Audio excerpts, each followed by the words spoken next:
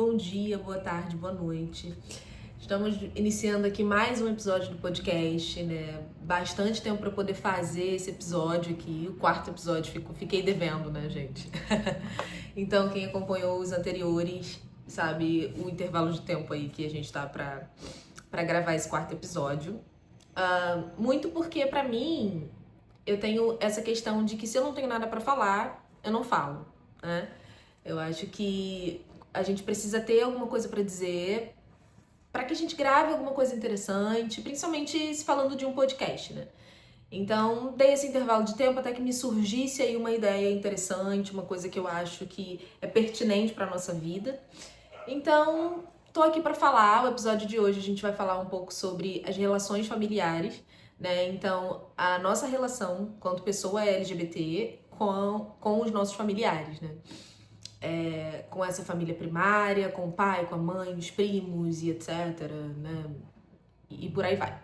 Então, no episódio de hoje a gente vai falar um pouco sobre isso, sobre a complexidade dessas coisas.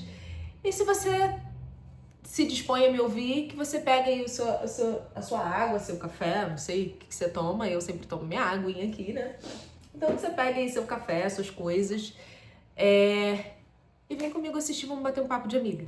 Bom, indo direto ao ponto, eu acho que diante da nossa sociedade, ser uma pessoa LGBT tem as suas complexidades com a família desde o início da vida. Então a gente já nasce estranho, a gente já nasce com essa palavra atrelada a gente, nós somos diferentes. Então eu acho que é interessante que a gente fale desde o princípio, desde a infância, de como que isso se dá pra nós. E aí eu vou contar um pouco também daqui da minha experiência, que eu acho que é interessante pra gente, né? Mas eu acho que essa palavra diferente, ser diferente ou algo do tipo, parece que a gente nasce atrelado a isso, né? A gente já nasce com essa coisa estranha. E eu vivo me perguntando, né, nas minhas análises, nas coisas que eu faço, nos meus estudos, de onde vem essa diferença. E eu reparo muito de que nas famílias tradicionais, eu acho que a maioria de nós nasce numa família tradicional, né? Que existe essa heteronormatividade das coisas, heteronormalidade que a gente está acostumado a ver e ouvir. Né? Não é um assunto que é muito desconhecido por todos nós sendo LGBTs, gays, enfim. A gente sabe o quanto que a heteronormalidade é muito prejudicial para nós, né? Ela basicamente é o que tá contra a gente.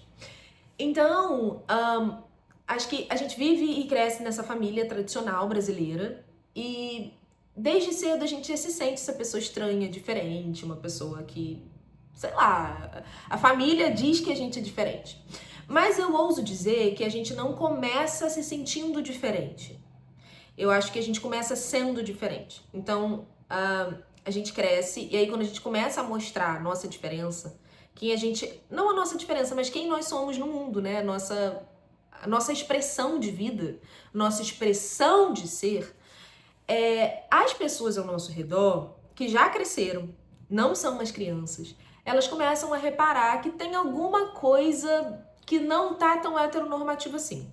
Tem alguma coisa que tá saindo ali do tradicional, tem alguma coisa que tá incomodando, né? Então essas pessoas já começam ali desde cedo a cercear. Então tudo aquilo que elas veem de diferente, elas começam a não pode isso, não pode aquilo, tem que ser desse jeito, tem que ser daquele outro jeito. Como eu falei em alguns episódios passados, do quanto que a roupa ela serve muito pra isso, né? Então, você não pode usar essa cor, você não pode usar essa roupa, você não pode falar desse jeito, você não pode dançar daquele outro jeito, você não pode cantar assim. Então, a gente começa a ser cerceado, né, as nossas expressões. E aí a gente começa, a partir desse cerceamento, perceber que tem alguma coisa ali, poxa, eu sou diferente. Porque minha priminha, o meu priminho, o meu amigo da escola pode fazer isso, pode fazer aquilo outro, mas eu não posso, né? Eu não posso fazer do meu jeito, eu tenho que fazer do jeito de todo mundo. Então eu acho que a gente já começa a sentir esse incômodo de existir. Isso desde o início, desde criança. Que é o que eu digo que essa homofobia desde a infância. Que eu ouso dizer que é um pouco, acho que primariamente, essa xenofobia. Então, aquele horror do que é diferente. Então a gente olha pro que é diferente, as pessoas, na verdade, olham pro que é diferente, e elas ficam, cara, tem alguma coisa me incomodando. Às vezes elas nem sabem o que é exatamente, mas elas sentem esse pavor por aquilo que é diferente dela. Então, a cultura heteronormativa, ela é uma cultura muito colonizadora, né? Então, essa cultura branca, elitizada, heteronormativa, que faz com que a gente seja mais um igual. Então, se você não faz igual, se você não pratica igual, tem alguma coisa com defeito. Então, você veio com um defeito de fábrica para esse tipo de cultura. E eu acho que essa ideia do colonizador, ela é muito interessante, né? Porque quando um outro país, assim, ele vem colonizar algumas terras, né?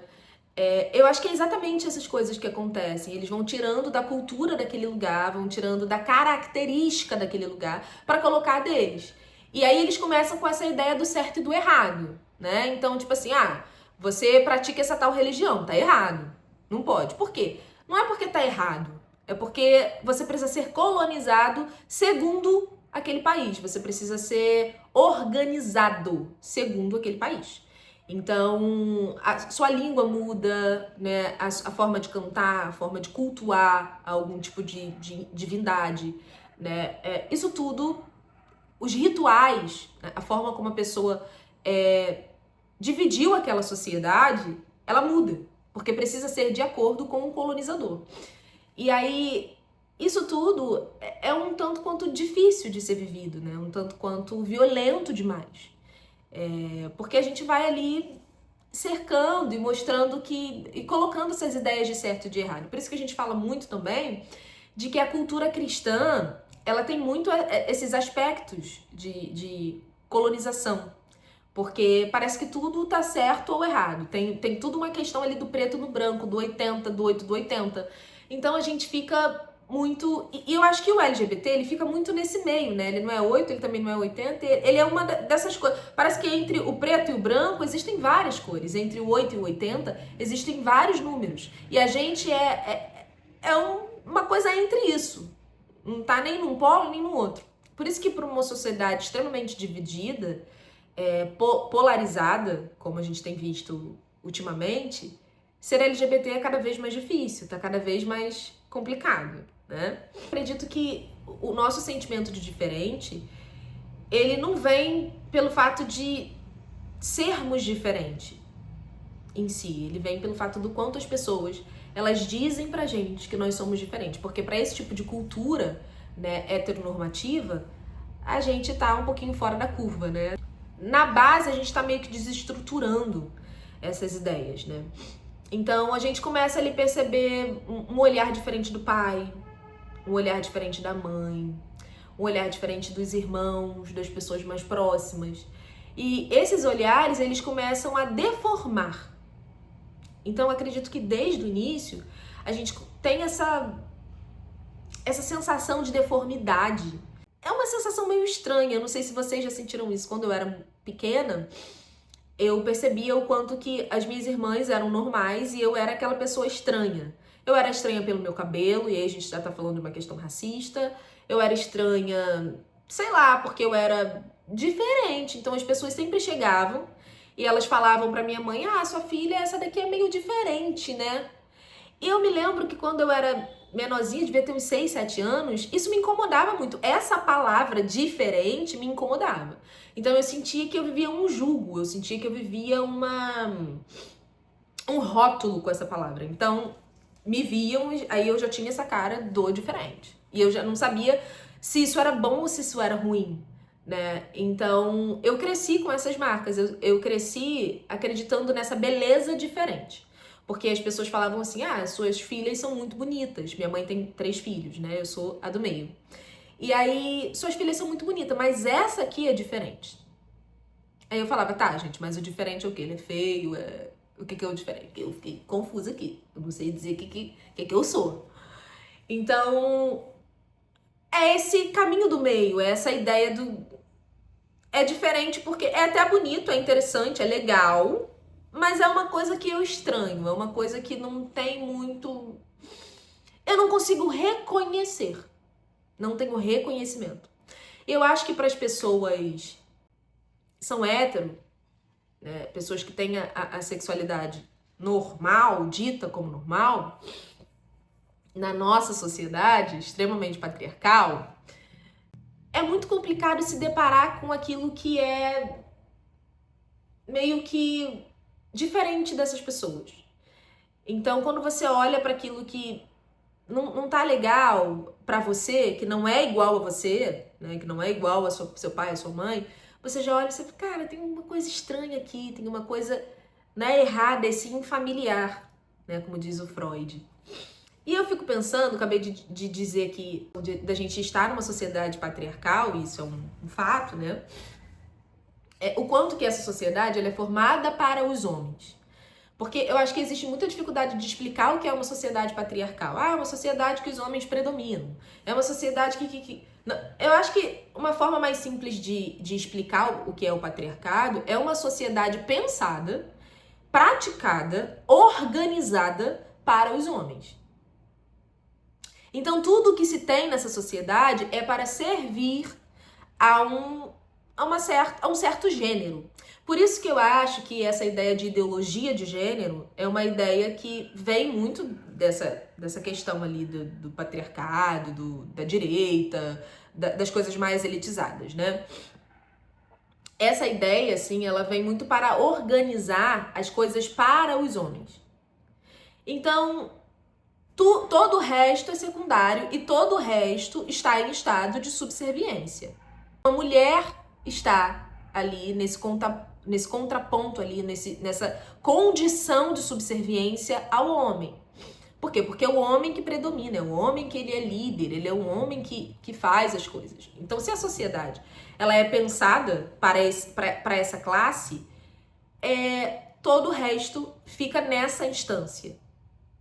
Por isso que considero que a ideologia de gênero ela é uma ideologia que existe, porém não existe tanto assim de nós, né? Que as pessoas dizem que a gente quer destruir a família tradicional brasileira, né? Mas eu acho que a ideologia de gênero, ela não existe exatamente de nós, vinda de nós. Ela existe para que a nossa existência, ela seja eliminada, ela seja extinguida, né, da sociedade. Porque só pode ter homem, só pode ter mulher. Por isso que a transexualidade também, ela ataca muito, né, essas pessoas que têm esse pensamento. Então, percebo que a ideologia de gênero, como havia dito antes, ela tem esse lugarzinho. E ela vem deformando a gente. Principalmente porque a nossa existência já é menos falocêntrica, né? Uma mulher que gosta de mulher, um homem que gosta de um homem, uma pessoa que tem uma identidade de gênero diferente do biológico, né? Dessa questão biológica, ela desafia essa ideia falocêntrica. Então, é o homem no centro, é a sociedade organizada para isso, e aí vem a gente e meio que desorganiza, meio que tira esse aspecto da sociedade, né? Então a gente desafia, é muito desafiador. Então as marcas que a gente tem com a nossa família desde o início é o tanto que ele se propõe, ele se dispõe a propagar, a disseminar, né, esse apanhado de ideias heteronormativas e que acabam oprimindo, deformando, em algum nível extinguindo o nosso ser, a nossa existência, a nossa cultura, a nossa forma de existir no mundo. Conforme a gente vai crescendo, a gente entende e sabemos quem nós somos e muitas pessoas descobrem cedo o que são, como pensam, né, como querem se organizar. Né? Descobrem cedo a sua sexualidade, a sua identidade de gênero, descobrem cedo a sua diferença, o que há de diferente em si, né? E aí o que há de diferente do quê? O que há de diferente dessa heteronormalidade. Então muitos de nós descobrem cedo. Não sei se isso é uma sorte ou se isso é um azar, descobrir cedo. Porque quanto mais cedo a gente descobre, parece que mais tempo a gente vai convivendo com aquilo, né? Então, eu, às vezes, fico confusa. Eu descobri, assim, não tão cedo, né? Eu tinha essa estranheza, eu tinha esse... Mas eu fui descobrir mais ali pra minha juventude, pra minha adolescência e juventude do que na minha infância. Mas eu tenho amigos e amigas que tiveram esse entendimento sobre si muito precocemente, assim, muito... numa idade muito tenra, né? Muito novo, assim. Então eu fico pensando sobre isso. E aí, quando a gente vai crescendo, a gente começa a se organizar na nossa família. Tem uma organização na família que nós precisamos seguir. E aí, por a gente estar meio descompensado, ou ter esse entendimento de descompensação, né? A gente começa a querer ser o melhor filho, a querer ajudar a mãe em tudo, ajudar o pai em tudo. E aí a gente passa a ser o filho preferido, né? Eu não sei se você, LGBT, já teve essa fase de ser o filho preferido. Então eu já tive essa fase de ser a filha certa em tudo, amada, incrível, para os meus pais. Mas eu sentia, sabe, que tinha alguma coisa de errado comigo. Porém, eu queria, era exatamente por esse sentimento que eu queria que os meus pais, eles me vissem de uma forma diferente. Por quê? Porque o que eu percebo é muita culpa no pai e na mãe, desde o início. Então é como se eles sentissem que o que há de errado em nós, de acordo com a cultura que eles estão passando, com essa educação, né, essa domesticação que eles fazem, o que há de errado, de princípio, começa neles, né? Então, eles estão errados. Eles criaram a gente de uma forma errada.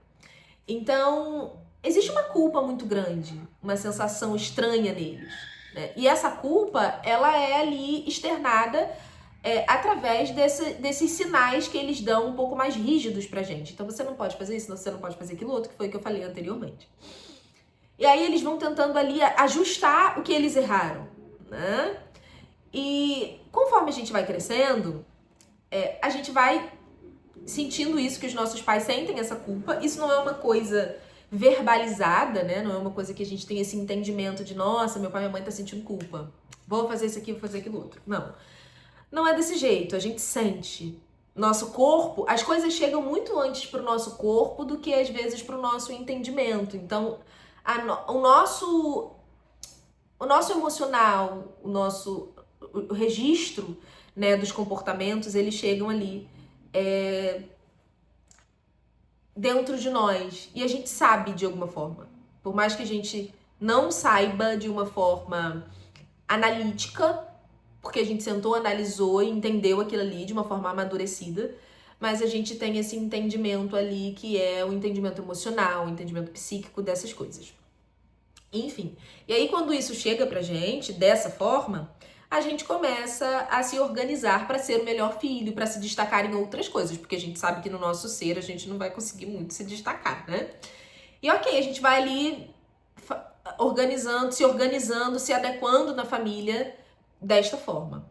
E aí, quando as coisas vão acontecendo, né, os ritmos vão se dando e a gente vai entendendo que não dá pra ficar preso, não dá pra ficar preso em si mesmo, né, dentro do armário. Não dá pra ficar dentro do armário durante muito tempo. A gente expressa essa ideia do quanto a gente é, do que a gente é. E aí parece que o que acontece na nossa família é esse repasse de culpa. É como se a culpa ela fosse repassada dos nossos pais pra gente. Então, eles antes sentiam essa culpa, eles tinham esse sentimento de ruim, de que eles erraram, e agora não. Agora é você que errou. Agora é uma escolha pessoal sua. Porque não é mais eu acho que por isso que essa ideia, esse erro, né? Que eu não sei mais se é um erro. Fico pensando se é proposital ou se é um erro. Essa ideia da orientação e da opção sexual. Porque, por exemplo, os meus pais, eles não conseguem acertar de forma alguma a palavra orientação. Entender a ideia de orientação sexual. Então, eles vivem nessa margem a sua opção sexual. Porque a opção sexual do fulaninho e da fulaninha Então parece que eles ficam presos nessa ideia e eles não conseguem expandir a mente para o fato de que se eles não escolhem ser heterossexuais, as outras pessoas não escolhem também o que elas são, né? Então, eu fico perceptiva, assim, hoje entendo um pouco mais nesse lugar da malícia. Será que eles, de fato, não entenderam a ideia da orientação ou eles preferem continuar com esse passar de coisa, passar de culpa, de que é uma opção sua? Porque se a gente fala que é uma opção sua, a culpa é sua. A responsabilidade, as coisas são todas suas, né? Tudo que se aconteceu, o erro da nossa família, o problema de a nossa família não ser uma boa família tradicional brasileira é porque você existe. Então é uma forma de pegar esse bode expiatório, né? O que era o bode expiatório na época, né? Era de fato um bode, né? Um animal ali que era mandado para o deserto nesse intuito de expiação dos pecados. Então os cristãos eles tinham esse costume, né? De mandar um animal ali para o deserto, meio que para sacrificar, um negócio assim. Eu não sei muito bem, eu não me recordo muito bem do conceito disso. De como se explica esse conceito, na verdade. Mas esse bode expiatório era aquele bode que acho que morria, né, por causa do pecado de todo mundo. Então a gente mata esse animal para que todo mundo, a gente sacrifica, a gente coloca todas as culpas em cima dele, ele, o animal inocente, para que a gente se sinta melhor, para que a gente tenha uma reconciliação ali com Deus. Então o bode expiatório, ele é basicamente esse o conceito do bode expiatório. Então é como se os pais fizessem esse tipo de coisa, eles colocam a culpa que eles estão sentindo por causa dessa cultura heteronormativa, né? Porque eles apoiam essa ideia heteronormativa, e aí eles pegam isso e colocam a culpa de não ter uma boa família tradicional brasileira em nós, né? Porque nós fomos aqueles que saíram da curva desde o início. Então, eles pegam essa responsabilidade, passam pra você, e essa ideia de opção sexual, né? Que parece que essa frase é o tempo todo lançada para ser jogada um tanto quanto na nossa cara, né? E aí a gente passa a ter uma mudança, sabe, nesse aspecto. É como se quando a gente falasse, né, sobre a nossa... saísse do armário. Vou usar assim. Como se quando a gente saísse do armário, a gente assumisse essa dívida. É uma dívida que a gente pega pra gente, e a gente tem que pagar. Então a gente se sente em dívida com a nossa família, sabe?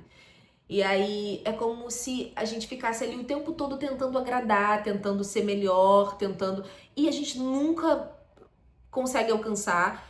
E o que é interessante é que parece que a gente sabe que a gente não vai alcançar.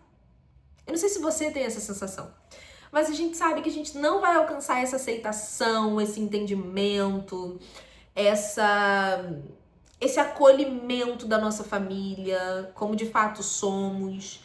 É como se a gente de fato tivesse esse entendimento de que a gente está pagando uma dívida infinita, né? A gente tivesse nessa dívida que nunca acaba, as parcelas nunca acabam. Então você tá ali pagando, você é o filho que se vira sozinho, né? Porque o seu pai e sua mãe não precisa te ajudar tanto assim, porque você é rico, você tem dinheiro, você tem suas coisas. Olha só que legal, né? Que na verdade, o que eu entendo não é que você tem dinheiro, não é que eu tenho dinheiro, não é que a gente...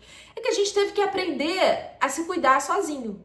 Porque se a gente demonstra as nossas frustrações, as nossas dificuldades com a vida, parece que é 2 vezes mais pesado. Então eu não sei também qual é a tua sensação e a tua percepção sobre isso. Eu acho que esse episódio é muito para que a gente também consiga dialogar, né? E o que eu percebo é como se, por exemplo, se eu tenho uma dívida, me desorganizei financeiramente. Acontece com todo mundo, né? Tem uma dívida que, sei lá, saiu do trabalho, não consegui pagar. Se eu recorrer com a minha família, é como se isso fosse um peso maior, é como se esse olhar deles pra mim fosse um olhar de tipo, olha só, que diferente, né? Por que você tá recorrendo a gente? Ficou doente, é como se a gente tivesse que aguentar.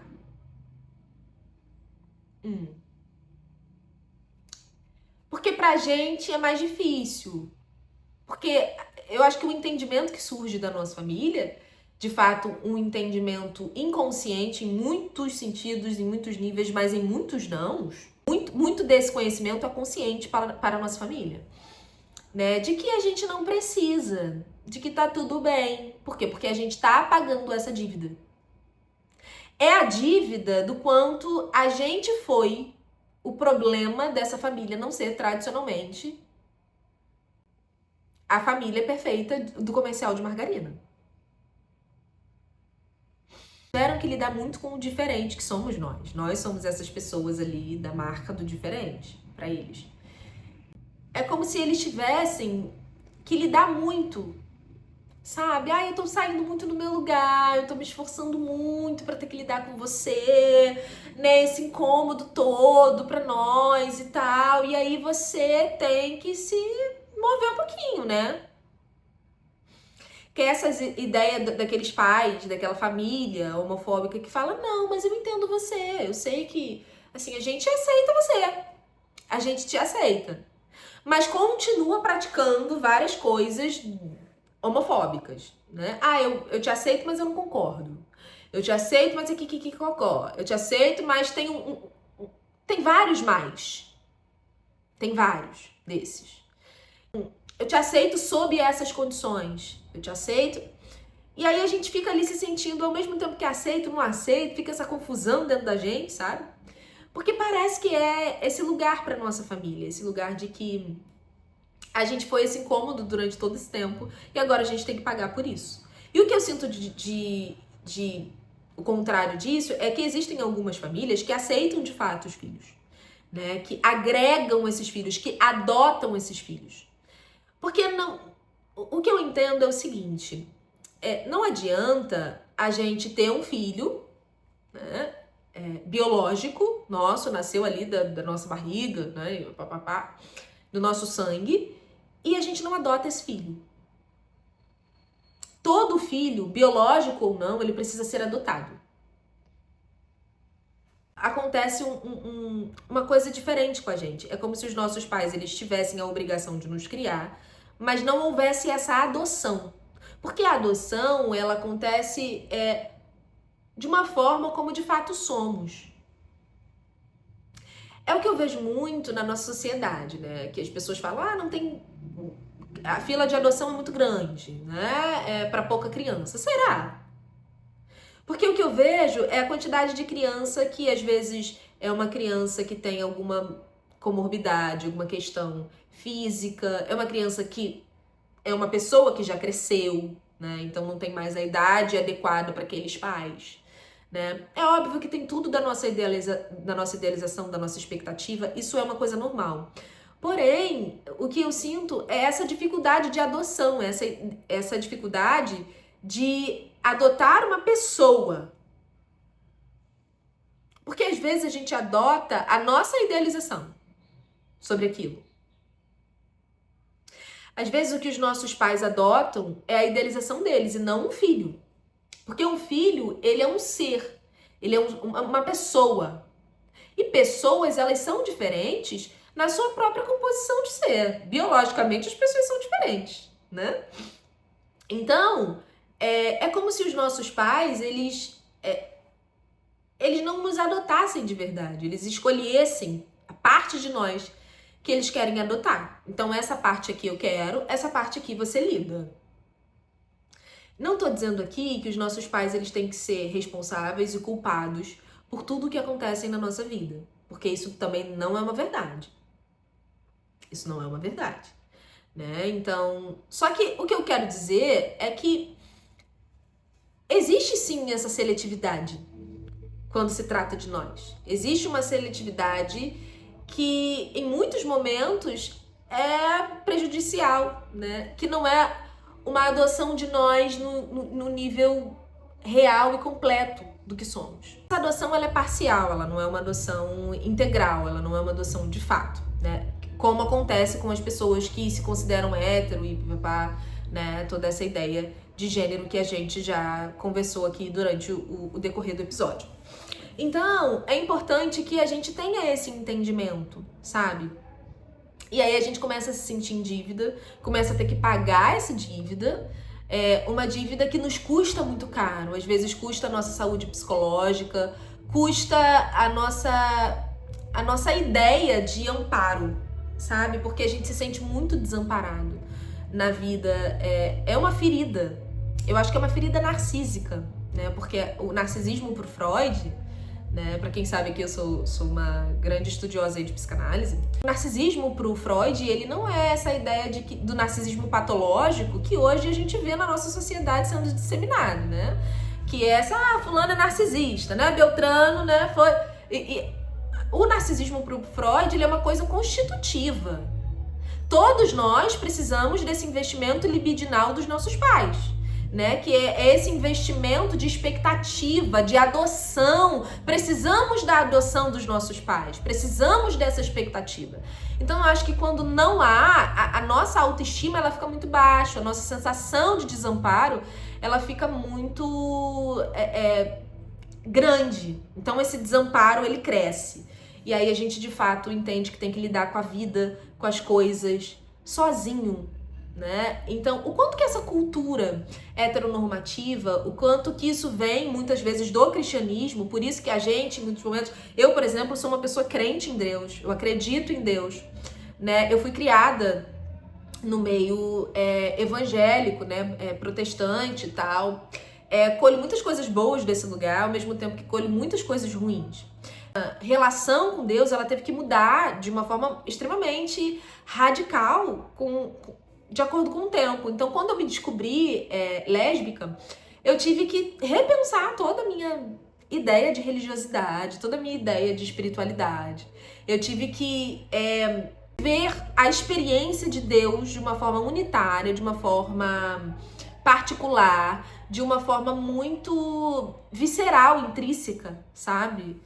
E isso, em algum nível, é difícil porque a gente vive esse senso de comunidade, né? Esse senso de igreja e tal. Mas quando você se descobre uma pessoa assim, a gente começa a ter que viver esse Deus único, o Deus que é um Deus meu. E não que isso seja um problema, mas quantas pessoas não sucumbem, né? Nessa ideia de que Deus é heteronormativo, de que Deus é de direita, de que Deus é a favor da família, né? E não que Deus não seja a favor da família. Eu acho que família é uma coisa muito boa. Eu sou a favor da família, né? Eu acho que família é uma coisa que nos constitui. Família é uma coisa que nos faz bem. Porém, o que é família, né? Será que essa ideia de adoção, ela não precisa vir? A gente não precisa ser adotado pela família? Esse episódio tenha sido um episódio reflexivo. Eu acho que um episódio que a gente consiga construir bastante coisa, que você consiga ir da sua casa construir as suas ideias e reflexões, e que essa dívida que a gente tem, que a gente entenda que ela não precisa ser paga, por mais que os nossos pais entendam, por mais que a nossa família entenda que existe uma dívida enorme a ser paga, e, né, de uma forma inconsciente, que a gente se retire desse lugar de ter que pagar coisas que nós não temos que pagar, coisas que não são, dívidas que nós não fomos lá e fizemos, né? Mas que a gente teve que assumir, porque tem diferença entre fazer uma dívida e assumir uma dívida para alguém, né? Então, que as pessoas comecem a aceitar o diferente, que as pessoas de fato elas entendam que mesmo que a gente seja diferente, que isso não vai mudar, né? Que nós não vamos mudar, elas vão ter que de fato aceitar. E foi o que eu falei com vocês, né? Eu acho que quando a família ela aceita, né, ela tem esse entendimento de aceitação da nossa sexualidade, o que a gente vê é um posicionamento diferente. Então, aquela família que se coloca a favor dos direitos dos LGBTs, aquela família que de fato milita, né, que tem essa militância com relação ao processo e que de fato se coloca a mudar, que se coloca a pensar diferente. Porque você vê que não é todo mundo, você vê que existe essa falta de adoção, né? Então, a gente entende que a gente não tá mais em dívida quando a nossa família começa a fazer esses movimentos de que não é o meu filho que tem que ficar se movimentando o tempo inteiro para pagar essa dívida. Não, a gente vai ali, todo mundo junto, entender o que tá acontecendo para que não haja mais uma dívida, para que essa dívida ela venha ser eximida ali, ela vem a ser limpa. Muito isso, por exemplo, na família do Paulo Gustavo, que foi um cara muito bem sucedido, né, na nossa sociedade, graças a Deus por isso, a gente fica muito feliz, né? Acho que ele teve uma aceitação da própria família, né? A mãe aceitou ele primeiro, os irmãos aceitaram ele primeiro. Então é como se ele não tivesse em dívida mais em casa, para que ele tivesse que ficar fazendo pela família. E ele pôde ir pro externo, ele pôde ser aquela pessoa que, vou focar no meu sonho, né? Porque eu não tenho dívida aqui para pagar, né? Porque como é que você paga pelo seu sonho? Porque já é difícil ter que correr atrás das nossas coisas, que é pesado, né, gente? O sonho nem todo mundo consegue realizar. O sonho da gente não é fácil, porque geralmente são sonhos grandiosos. E quando a gente precisa ir para o mundo realizar esses sonhos, a gente precisa entender que a gente tem o apoio da nossa família, né? E quando a gente está em dívida com a família, o que a gente faz? A gente simplesmente tenta pagar essa dívida aqui primeiro, depois eu vou para o mundo. Depois eu vou ali mostrar para as pessoas o que eu tenho para mostrar. Então, o Paulo Gustavo, ele conseguiu muito cedo entender que ele era esse cara LGBT, ele era esse cara, e que a família aceitava ele não tinha dívida para pagar com a família, e ele foi pro mundo, ele foi viver a vida dele. Ele pôde ter essa liberdade, esse entendimento de que ele pode viver a própria vida.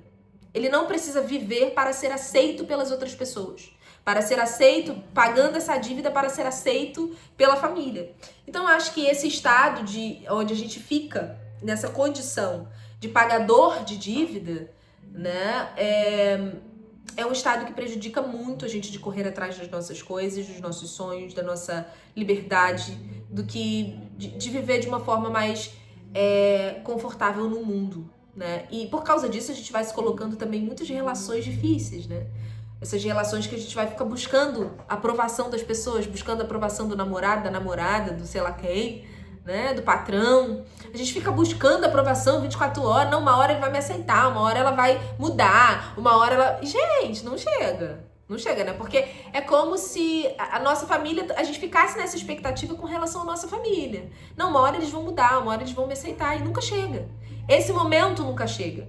Né? Então a gente sente que a gente tem que fazer mais, tem que ensinar mais, tem que mostrar mais, tem que se adaptar mais para que essa família nos aceite. Então sair dessa posição de dívida, entender que a gente não tem essa dívida, que a gente não precisa ser o bode expiatório, né? Que a gente não carrega culpa pela nossa família não ser tão tradicional brasileira assim, é libertador. Então eu espero que esse episódio tenha sido um episódio de liberdade, que a gente possa ter esse entendimento e que a verdade nos liberte. É sobre isso. Então a gente fica por aqui. Até o próximo episódio, para que a gente saia do armário, tá? Grande beijo.